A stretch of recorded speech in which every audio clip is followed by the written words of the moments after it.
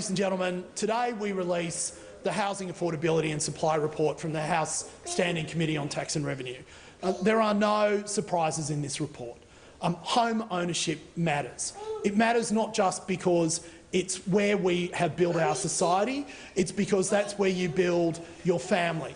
It matters because Australians keep telling us it matters. And at a time when it matters more than ever, we find that in this country that has more land than any other continent in the world, other than the penguins of the South Pole, where we have the highest average weekly earnings in the world, with the highest minimum wage in the world, we also have the least affordable housing in the world. Sydney and Melbourne are now in the top 5 least affordable housing markets in the world. This report makes it clear that we can keep talking about taxes, or we can try and solve the problem by increasing supply, because at the very heart of this nation is a dream that each of us gets to own their own home. We have seen in poll after poll this week that people are telling us one thing and one thing clearly, although there may be other views, we'll get them soon, but they are telling us one thing and one thing clearly. Of all the issues that are on the table for this election, housing affordability is the biggest one in most parts of Australia. This report is an important report. I call on all my colleagues, on everyone across all parties, to come together in both, not just at the federal level, but at state and local government levels as well, where most of this hard work needs to be done, and make it clear that we will not leave to the next generation the same sort of problems that we face in this generation. So in many ways, this report is for Bo and Amber, more than it is for us here today. And I call on everyone to take action, because at the heart of this, as I said before, is the very dream on which this nation was built. And part of that Australian dream has been Simon and Abby, who would like to say a few words to. Hi everyone. Yeah, just wanted to say it was a long journey to get the land secured in Mirvac. It's obviously the Australian dream, since I've been growing up, and we couldn't have made it work without having to live with Abby's parents back in the UK and my parents here still. So that was kind of a big fortune and big blessing in disguise. About 3 years saving, lots of help from our parents. Our wedding fund has gone into our land and our house. Yeah, all we just want is our first family home. Yeah, yep. So it's really important to us for the future of the kids. Yeah, and the spot we've got that we've been very fortunate and lucky to get. It's a really nice spot in southwest Sydney. Good little hub. It's kind of local to where I grew up in Camden, local to where I worked down in Wollongong. Just over an hour into Sydney, so it's a really good spot, and close to where your parents live to help the kids. Yeah, and yeah, really just to get the land, we just feel so fortunate getting picked out of the ballot. We were 1 in 380 that got picked out, and there was only 30 lots, and we were number 26. So we're very fortunate. It's like a needle in a haystack getting land and affordability in Sydney at the time. Yeah, definitely. So, yeah. Thank you. Are there any questions?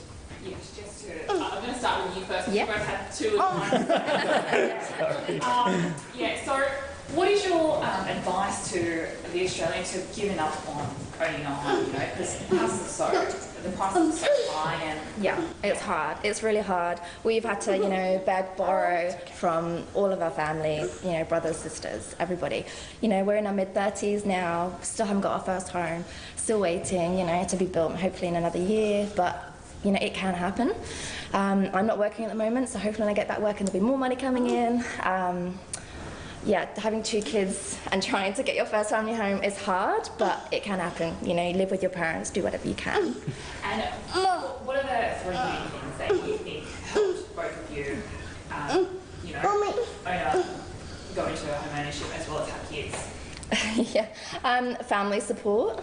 Yeah, 100% family support. Family support, I guess, just hard saving and just not really going out as much as you'd really want to. Just doing what you can do with friends and family was a big important factor. A few sacrifices along the way. Yeah, but It's, it's the dream. So it's and then I guess in picking the location as well, we weren't going for the top end of a location. It's still a very nice location. The house we picked is a very affordable house that we're going to build. So we're just going to go with, what's going to work for the family, and we can always make it better once it's built. So yeah. Great, thank you so much. Thank you. Thank you. I have a question for you. Oh, okay. Do you got it? Yeah. Thank you very much. Thanks. With interest rates so low, the biggest hurdle for home buyers is actually getting into the market. House prices are at record highs. What measures should the Commonwealth be considering to help more people get into the market? So what the report talks about is there are no short-term solutions to this problem. It took us a long time to get to this, but when we look at how to get out of it, the clear and only answer is by increasing supply of housing in Australia. What the report recommends is that the federal government undertake a national competition policy-like framework where we incentivise states and local governments to make building and supplying housing easier, and so that we can respond to the demands of people like Simon and like Abby who only just want to start their lives and start a family. Now, economists say the capital gains tax discount should be... I love economists. Which ones? They say that the capital gains tax discount should be reduced to take some of the heat out of the market. What's your view on the capital gains tax discount? Is this a tax rate the Commonwealth should consider lowering or winding back? Look, I mean, tax reform should always be considered by the Commonwealth, but the econometric analysis on this was pretty clear. Firstly, negative gearing and capital gains tax concessions in the top end of the market are adding possibly 4% to the price. In some parts of the market, it's not actually adding anything into the price. At the same time, we ignore planning laws, which the same analysis shows was adding 68% to the price. We have in New South Wales, and it's not just exclusively New South Wales, 50% of the price of a new home and land package of what Simon and Abby are paying for actually goes in state government taxes and local government levies. In the Pilbara of Australia, that has more land than it has lizards, we had Indigenous communities saying to us they don't have enough land to build housing on, they have housing shortages, they have overcrowding in housing because they can't get zone land out of local government, and because the taxes and charges on that land are so high that they can't actually afford to build housing after it. Yeah, there's a tax problem, but it sits with state and local government, and the real big issue, as the analysis shows, is planning law. So you don't think we should be winding back on? I think that we should focus on... I think we need to move this market as quickly as we can and get as many people into Australian housing as possible, because that's the core of our dream and why this nation was built. And the big lever is planning. The second biggest lever, if you want to talk about it, is reforming state and local government charges and levies. There are recommendations in the report about how to streamline them and make sure those levies are actually going into improving housing stock in Australia and infrastructure. Now, how much of an impact would including the family home in the age pension assets test have on the housing market? We didn't model that, so it's not possible for us to tell. Thank you so much for that. No problem.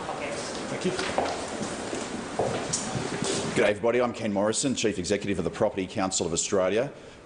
The Property Council welcomes this report today. In many ways, this is a breakthrough report.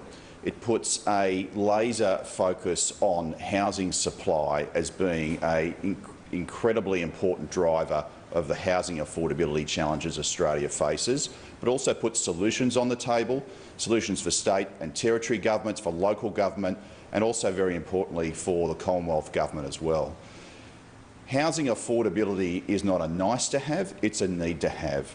We've seen such incredible movements in house prices, not just in the last year, but over the last couple of decades. And what we know is in Australia, where we have a growing population, we just haven't been able to keep that housing supply up to speed with the rate of our growing cities and our growing towns and our growing suburbs. So we need to get that right. We need to fix supply to be able to take the pressure off prices, and we're going to need a comprehensive set of measures to do that. This report sets out those measures. We congratulate the committee chair, Jason Falinski, and the committee for their work and for listening to a range of stakeholders and experts. and coming up with a tangible reform plan which can do that. In particular, a breakthrough strategy on the table here is for the Commonwealth to use its fiscal muscle to get the states, in some cases force the states, to do more on this issue. And we've seen that approach used in the past very successfully to get tricky bits of microeconomic reform done in this country. We think this is a model which can help, but we shouldn't run away from the primary responsibility to address housing supply being with the state and territory governments. Happy to take some questions. What is your message to Australians who have given up on buying a home in Australia? I can understand why some people have given up. We don't have a system that's working for you. We need a system that's providing the housing supply, because housing supply gives choice. It gives choice at being able to open up where you want to live, open up opportunities for you at a price point, and open up opportunities where you don't have to wait until your mid to late 30s before you can take that first step on the property ladder. So, I would say please don't give up. There is hope, but there's a lot more hope if politicians listen to the recommendations of this report. And where do you hope to, what do you hope to happen in the future in regards to housing affordability? Well, I think governments need to take this seriously. I think governments have been a bit ambivalent. They've tinkered at the edges with things. They've talked a big game on housing affordability. This report sets out what needs to be done at the core to shift the dial. So governments need to take that responsibility for that and get that done. And that means addressing the big challenges in our planning systems around complexity, about a lack of housing supply built into our planning system, the cost, the fees and charges, and every level of government's got a role to play here. And I think we should hold governments accountable about what they're promising to do around housing supply and housing affordability. And I just have to mention the floods that happened in Lismore. A lot of residents are now deciding to relocate, so of course that adds more pressure on housing supply. What are your thoughts on that? Well, the people in Lismore and the other flood-affected communities are in a terrible situation. We've already seen in many regional communities before these floods that the population growth has caught many communities on the hop. So, there's not even places to rent in many of these places before you have the devastation. So, our hearts go out to them. Governments are working hard to get the accommodation needs for those communities sorted. But it also does come back to the critical importance of making sure that overall, whether you're in the big cities or the regional towns, that we've got the housing supply and we've got planning systems can be responsive so that the rebuild can come back quickly. You've said this is important for all levels of government. Can you just give me some idea of what we could do at, say, a state level? Well, at state levels, they have the primary control of the planning systems. They have their hands directly on the levers. In many cases, it's that level of government which is imposing some quite high charges on new development. So they can get things done right now. In most cases, there are reform blueprints sitting in front of planning ministers telling them exactly what to do. They've had expert feedback through this federal review process, and they've had expert feedback directly from stakeholders like ourselves. So it's pretty clear. You need to have clear plans. You need to make sure that we've got zoned and serviced housing supply lasting out much more than a decade. We need to make sure that our planning systems are efficient so that processing can be done quickly. We need to recognise that if we're going to add new taxes and charges and increase that year on year, that is going to flow through to what the purchaser of a new home pays. And that is not the way to address housing affordability. Great, thank you. Hi, good morning. I'm Toby Long. I'm the General Manager for Mirvac's residential business in New South Wales. This is a great report that's come out today, and we support it wholeheartedly in trying to get the supply of housing, not only in Sydney but across Australia, going. We've been talking about it for a long time in the industry, about how we do need to unlock supply, and this is a great paper that supports that position. And we stand ready as an industry to actually support that paper in actually delivering houses everywhere. And you saw what Simon and Abby have got out in Menangle in the southwest of Sydney, and we're doing that here in Willoughby as well, in Channel 9. So we've got actually a gamut of product that actually suits every different price point and every different discipline. So I'll take questions too, if there are any. Good. Thank you. Thank you. Are there any other questions? There being none, thank you very much. Really appreciate it. Thanks for coming.